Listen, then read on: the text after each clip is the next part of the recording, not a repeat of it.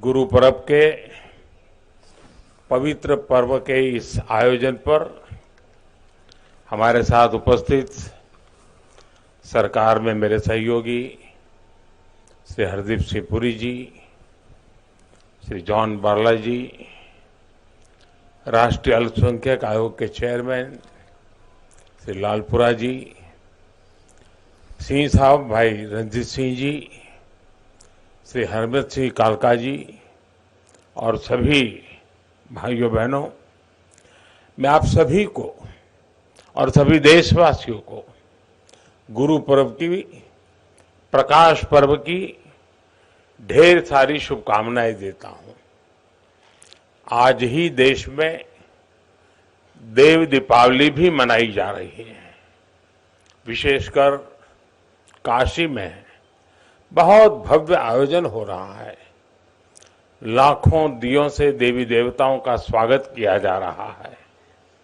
मैं देव दीपावली की भी हार्दिक शुभकामनाएं देता हूं। साथियों, आप सभी को पता है कि कार्यकर्ता के तौर पर मैंने काफी लंबा समय पंजाब की धरती पर बिताया है और उस दौरान मुझे कई बार गुरु पर्व पर अमृतसर में हरमिंदर साहब के सामने मत्था टेकने का सौभाग्य मिला है।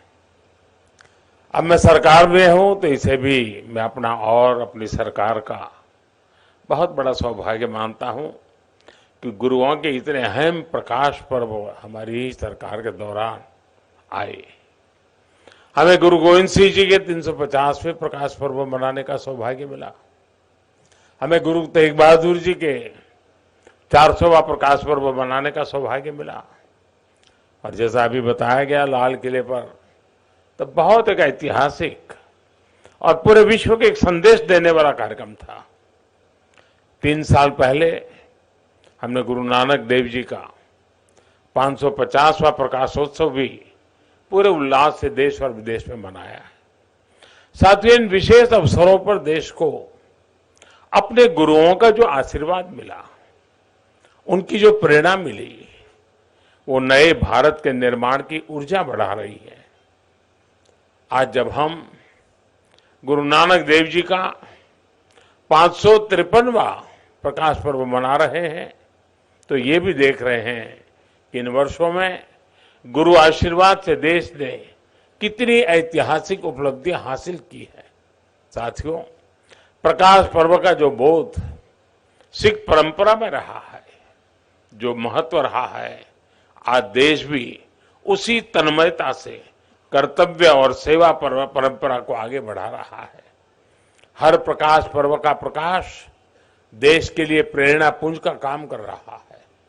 ये मेरा सौभाग्य है कि मुझे लगातार इन अलौकिक आयोजनों का हिस्सा बनने का, सेवा में सहभागी होने का अवसर मिलता रहा है।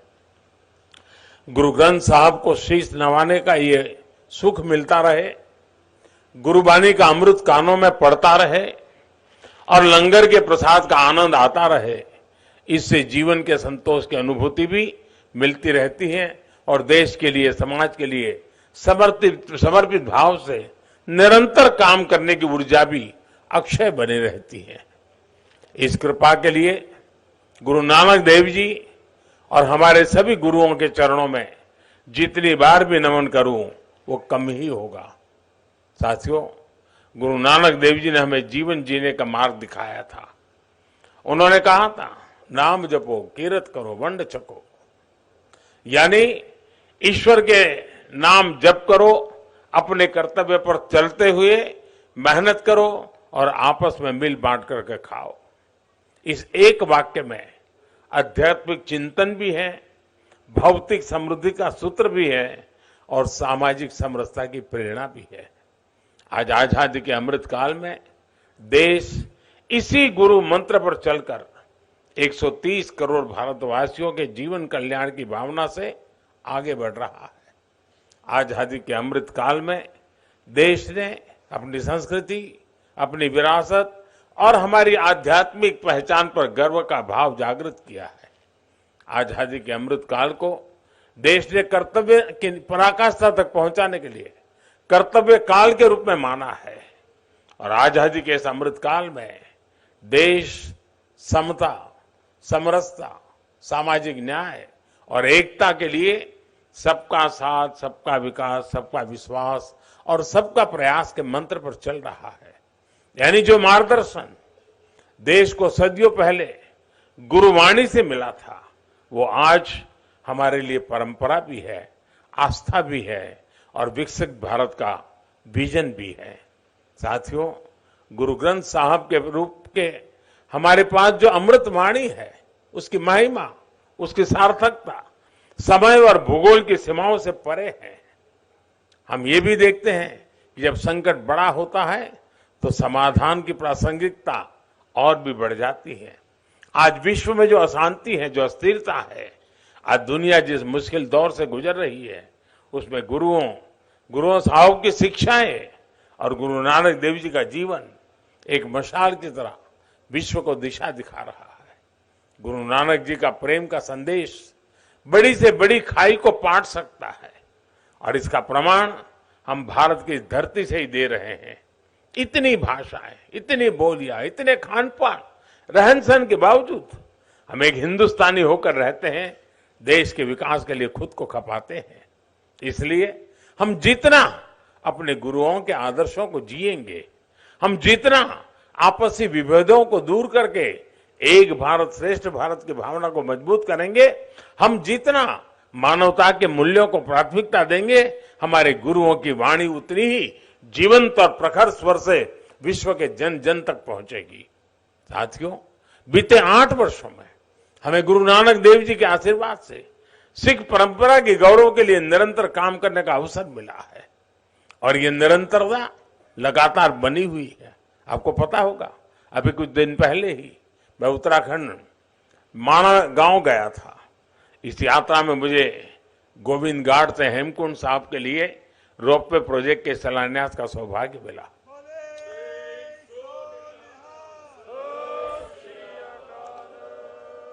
इसी तरह अभी दिल्ली ऊना वंदे भारत एक्सप्रेस की शुरुआत भी हुई है। इससे आनंदपुर साहब जाने वाले श्रद्धालुओं के लिए एक नई आधुनिक सुविधा शुरू हुई है।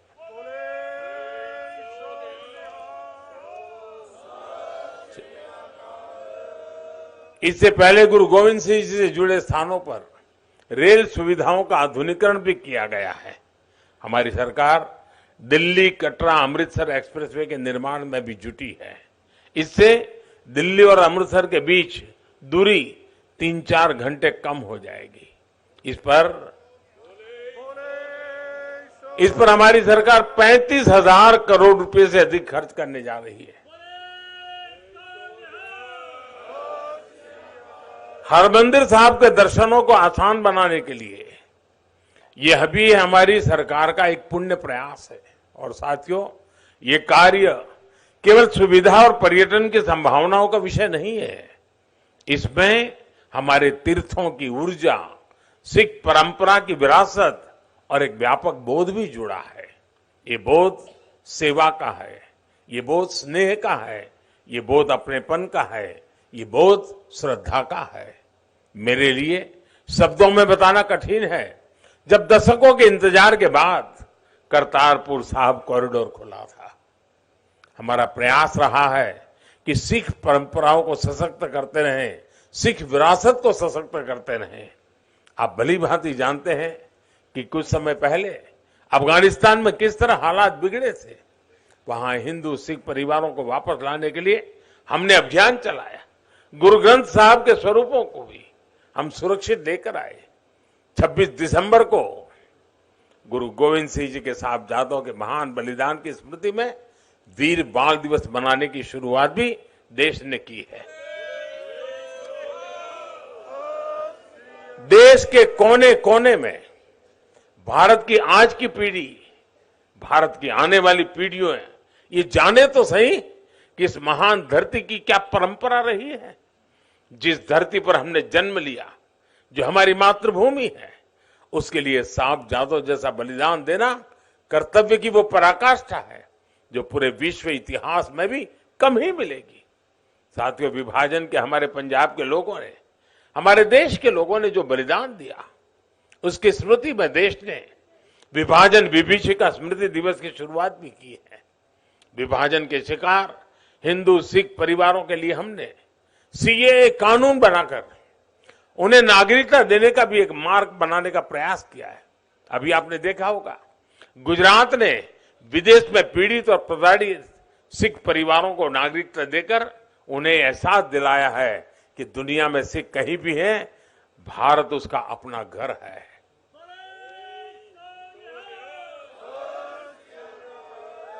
गुजरात का मुख्यमंत्री रहते हुए मुझे गुरुद्वारा कोट लखपत साहब के जीर्णोद्धार और कायाकल्प का सौभाग्य भी मिला था। साथियों, इन सभी कार्यों की निरंतरता के मूल में गुरु नानक देव जी के दिखाए मार्ग की कृतज्ञता है। इस निरंतरता के मूल में गुरु अर्जुन देव और गुरु गोविंद सिंह के असीम बलिदानों का ऋण है, जिसे पग पग पर चुकाना देश का कर्तव्य है। मुझे विश्वास है, गुरुओं की कृपा से भारत अपनी सिख परंपरा के गौरव को बढ़ाता रहेगा और प्रगति के पथ पर आगे बढ़ता रहेगा। इसी भावना के साथ मैं एक बार फिर गुरु चरणों में नमन करता हूं। एक बार फिर आप सभी को, सभी देशवासियों को गुरु पर्व की अनेक अनेक शुभकामनाएं देता हूं। बहुत बहुत धन्यवाद। सो निहाल।